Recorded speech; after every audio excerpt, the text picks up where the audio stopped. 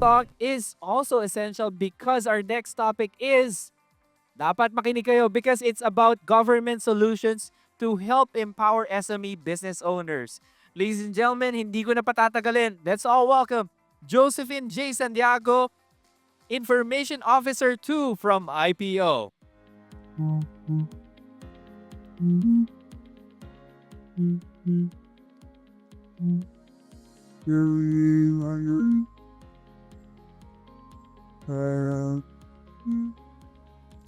Magandang hapon po sa inyong lahat and thank you po sa pagbisita sa Phil SME 2024.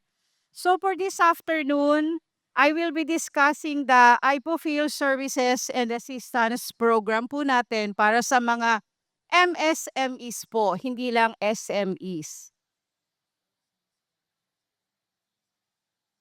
Okay. So before I proceed, I'd like to introduce yung office po namin do sa mga hindi pa po nakakakilala. We are the Intellectual Property Office of the Philippines or IPOFIL. We are the lead government agency in the Philippines po in the country that protects your intellectual property rights. We are an attached agency of DTI, but magkaiba po yung function namin. DTI issues the business permit while IPOFIL po ang nagre-register na inyong trademark, ng inyong mga patent, ng invention and copyright. Our office po is headed by a Director General. Then, meron po kaming dalawang Deputy Director General. And under po ng aming DDGs is meron po kaming 7 na bureaus. So ako po ay nabibilang sa Documentation, Information and Technology Transfer Bureau. Kami po ang bureau na responsible sa mga IP awareness, mga conduct of seminars po, and participation po sa mga trade fairs. And our services po includes number 1, we grant patents. So sa mga hindi po nakakaalam kung ano po ang patents, patents is the protection that we give to invention. So what is invention? Ang invention po is a technical solution to a problem. Okay?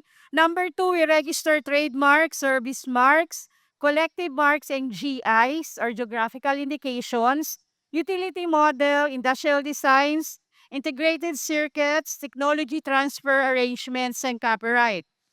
Number 3, we accredit collective management organization or similar entities. Ano po ang mga collective management?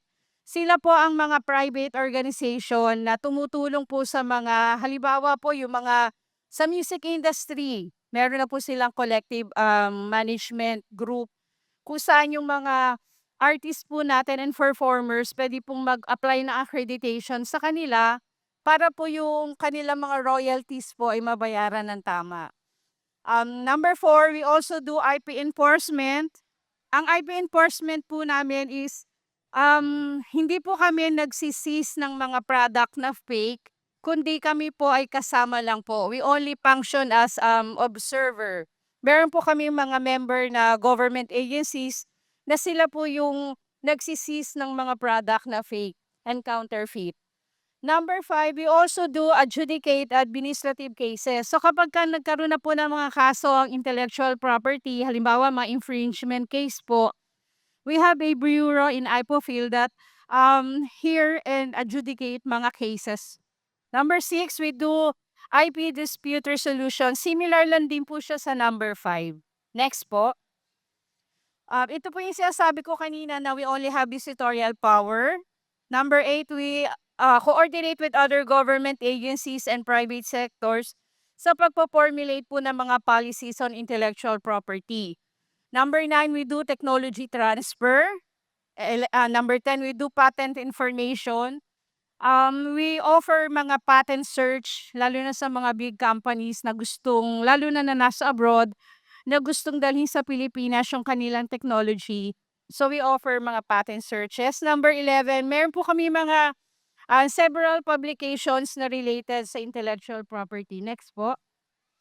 Okay, even before the pandemic, nagsimula na po ang IPOFIL na magtanggap ng mga applications online. Pero nung during the pandemic, we were forced na gawin na po siyang 100% online filing. So, hindi niyo na po kailangan pumunta sa office namin sa McKinley. You can do all the filings po at the comfort of your home online. So, we have EID file for industrial design. We have EUM file for utility model. We have ETM file for trademarks. And we have e-invention file for patent. Next, please. So, kung kayo po ay nakapag-file na po ng intellectual property niyo sa office, you will be receiving correspondence galing sa amin. So, upon application, inire-review po na examiner namin ang inyong mga applications and lahat po ng mga responses po ninyo sa letter namin can also be filed online na po. Next, please. So, ito po yung mga assistance na binibigay namin sa mga MSMEs. Next, sir. Ang una-una po is we have the Juana Make a Mark. This is a trademark incentive program for MSMEs po on their trademarks registered at a reduced cost. Okay po, next. So ito po yung mga eligibility. This is in partnership with the Department of Trade and Industry. And ang focus po ng program na ito is WANA. So sabihin po, babae. So yung mga MSMEs po natin na ang nagmamay-ari po ay babae, and majority of the employees po ay babae, can avail of the program, pero they have to coordinate with DTI kasi may nakaset po kaming requirements. I-evaluate po ni DTI, then once po na kayo po ay nag-qualify, ito po yung mag-waive ninyo. Almost 50% of the total na magagastos ninyo for trademark under one class. So kung ang babayaran po ng isang aplikante from filing hanggang makuha niya yung certificate is almost 4,500, half po noon ang mawi-waive. So yun po yung benefits ng WANA Make a Mark. So yun po, how to avail, punta lang po kayo kay DTI. Sila po kasi mag-evaluate ng application form nyo. Next please. Kung kayo naman po ay WANA, nag-avail na po kayo ng WANA Make a Mark, and gusto po ninyong dalhin yung produkto ninyo internationally or globally, pwede nyo po itong i-avail na One for the World. Ito po yung assistance sa binibigay namin na kung saan tutulungan namin kayo mag-file sa mga countries abroad kung saan ninyo gustong proteksyonan yung trademark ninyo. Pero ang criteria po niyan, kailangan may local application po muna kayo. Next, sir.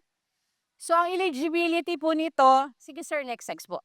Yung eligibility po nito, also in partnership with DTI po. Sila din po yung mag-a-assess nung application ninyo kung kayo po ay magka-qualify para sa One for the World.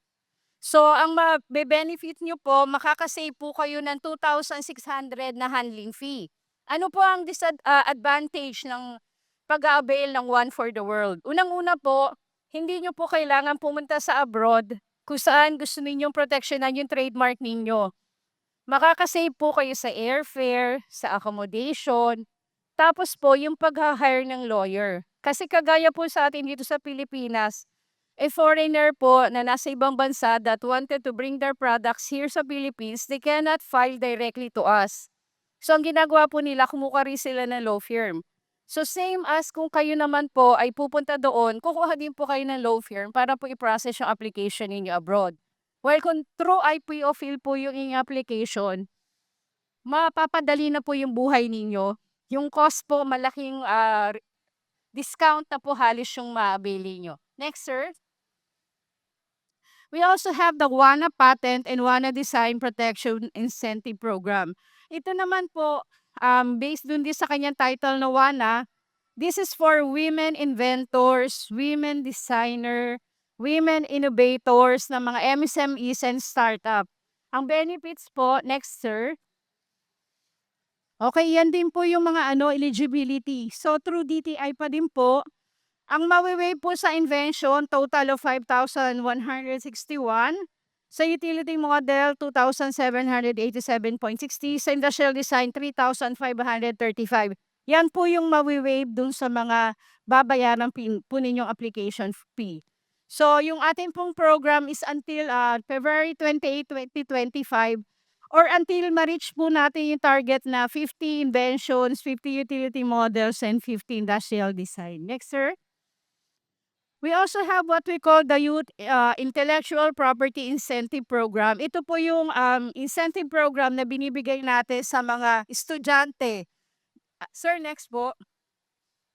So, bibiyasan ko lang po ito po ay para sa mga estudyante na nasa senior or junior high na ages 23 and below. So, almost 50% din po ng kanilang filing fees mawi-waive po through this program.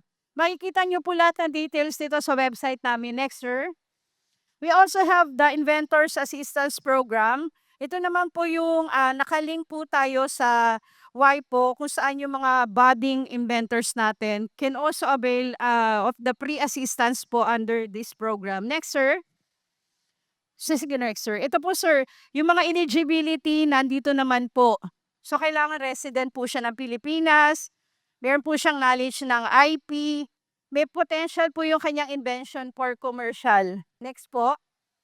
So, yan din po yung benefits niya. Matutulungan po siya sa pagpapile ng patent application, matutulungan po sa pagpaprocess ng kanyang patent, and yung pagsagot po sa mga letters galing sa amin. Next, sir.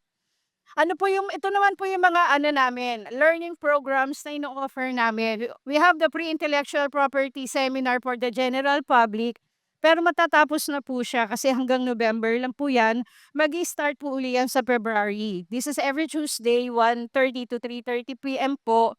Virtual, may free certificate po kayo after. Next, sir. We also have the RIP IP program. Ito naman po, program namin para sa mga LGUs, yung mga empleyado po ng mga LGUs, para matulungan po nila kaming i-promote ang intellectual property doon sa kanilang mga constituents. Next, sir. We also have the LIP IP Forward. Dito po mga advanced courses na po. Next, sir. Ito din po, yung BIP, Beyond Intellectual Property Master Course. Ano po ito? Pang lawyers and mga IP professionals po ito. Next, sir. Then we also have yung mandatory continuing legal education. This is a IP lecture series na nakaano po sa mga lawyers na nag-earn po ng MCLE credits. Next, sir. Then we also have the IP awareness education and information for MSMEs. Ito po yung mga capacity building na ino-offer namin sa mga MSMEs on how they can protect their intellectual property. So as of the moment, we have IP satellite offices po located po sa buong Pilipinas. Pero yung mga major cities lang po ito. Next, sir. And we also have what we call the Innovation and Technology Support Offices. This is in partnership with the universities and colleges po na may research and may R&D po na wherein kinakapacitate po namin sila, tinutulungan po namin sila para yung mga malalapit po sa kanila ng mga inventors, mga entrepreneurs, pwede pong humingi ng assistance sa kanila. Next, sir. So, pwede nyo po kaming ma-reach aming mga social media account. We have the Facebook, we have the chat po via our website. Then you can email us sa aming customer service, and you can also call us dun sa trunk line. Marami pong salamat. Thank you po. May questions po ba kayo?